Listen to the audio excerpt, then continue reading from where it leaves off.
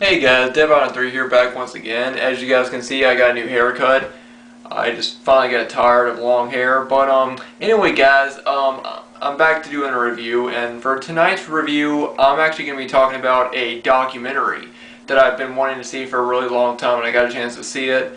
And the reason why I've been wanting to see it is because the documentary is actually about an event that I've actually really been interested in this, and basically a crime that has always, sparked my interest, and I've always wanted to know more about it, the true story behind it, how it affected people, and what really happened. And the documentary is called My Amityville Horror. Now, as you guys know, in 1975, George and Kathy Lutz lived in a house in New York, and they claimed that over the last 20 days that they were there, they were basically tormented by demonic spirits that lived in the house. And of course, this went on to become the book, The Amityville Horror, and later on the movie, The Amityville Horror. Well, as years went on, people started to assume that they either believed it or they didn't. I used to believe in it, but now I believe that most of it was made up. But this documentary is not about George and Kathy. It's actually about their son, Daniel, and his experiences in the house. He was really young when this happened. I forget how he was. He was 11 or 12, maybe, when the events in this house took place. I can't really remember. And basically it's just about him and how he feels about it at this age. Basically, when you first get introduced to him, you find out that he is you can tell he's got a lot of anger behind this, because he feels like he's just very sick of, everything about the Amityville house, and he basically just wanted to tell his story.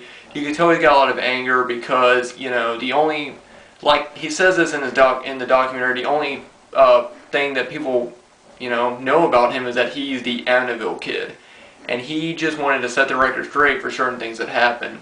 As the story goes on, you're introduced to a psychic that he knows. There's also an appearance by Lorraine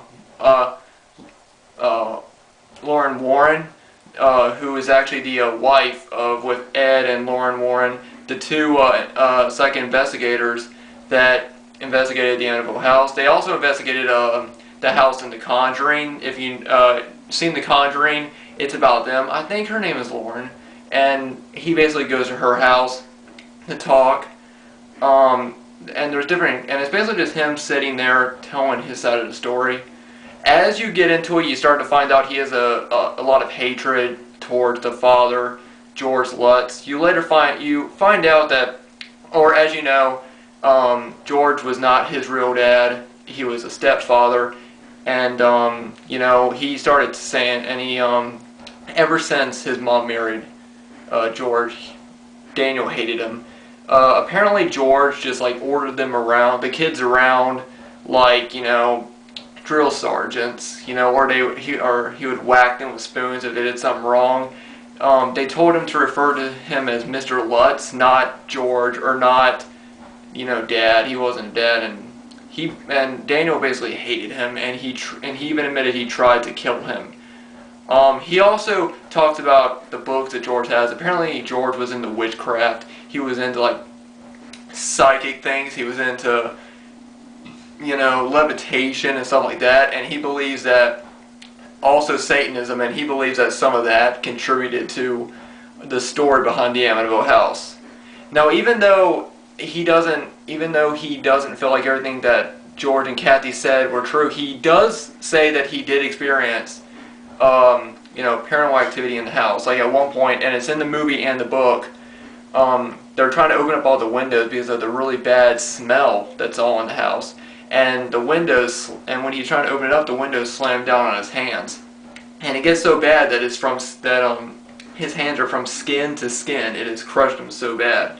And they swell up really bad. And you can even notice on his pinky, it shows his pinky, it's sort of bent a little bit differently. He claims that while this is happening, a spirit comes into the room, goes through his hands, and sits down at a little table that's right there next to him. and then when the mom puts ice, wraps his hand in ice, they look back and it's gone. So you have that. He also talks about the flies. If you know the story, of course the preacher comes to the house, and when he goes into a certain room, it's filled up with different flies, which in one way I kind of believe, because I think that could happen. All the flies everywhere. But he basically talks about that, and he talks about that he used to swat all the flies and kill like 100 of them. And he was really happy that he killed all the flies because his mom told him, "Hey, kill the flies."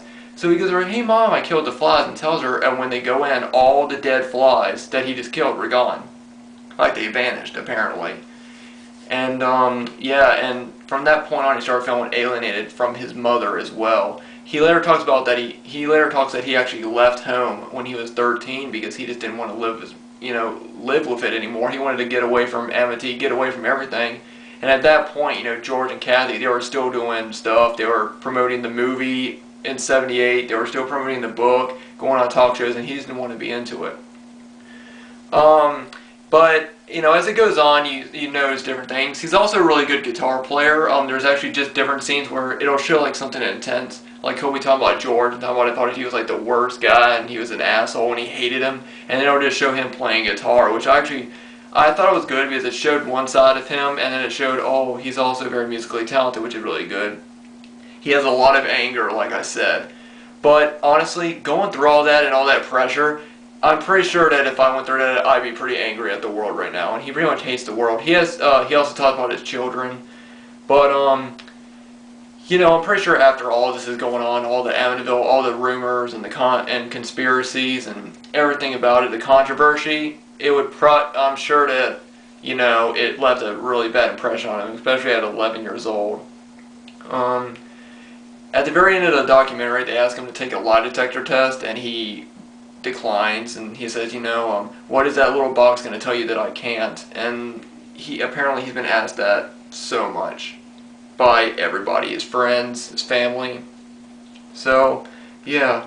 So, my own thoughts on it, I thought it was really, it had a lot of good detail in it. I learned a lot of things about the Amityville, the whole story, that I didn't know. And this is, you actually get a chance to hear the story from a different side instead of hearing it from the parents. You hear from their son and what he experienced, which I think is really cool. Like I said, I learned a lot of new knowledge from it. They don't go into a lot of detail about the whole story, but they do have a brief history about it, So even if you're not too acquainted with the actual story about the Amityville Horror, you will actually learn some of it about, about this documentary.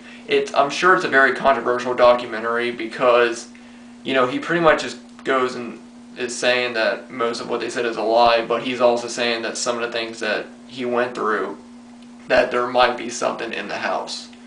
So if it sounds interesting to you, I definitely recommend checking it out.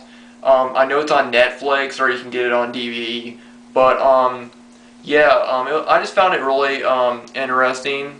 I learned some knowledge, and but expect to be a little bit down because he is a really down and angry person. I don't think he's he's not mean in a way, but he's really direct. And he's really, he's tough, like he's not being mean, he's not mean to anybody in it, he's just really like, oh, yeah, this went down. You ain't gonna tell me this didn't happen. Kind of like that, which I understand, So if it sounds interesting to you, feel free to check it out. It's called My Amityville Horror. But anyway, guys, thanks for watching this review. I hope you guys like it. I hope to be doing more documentary reviews as I see them, because I've seen a lot of really cool documentaries that I like to, talk about on here. So anyway, guys, thanks for watching, thanks for subscribing, and I'll see you guys later.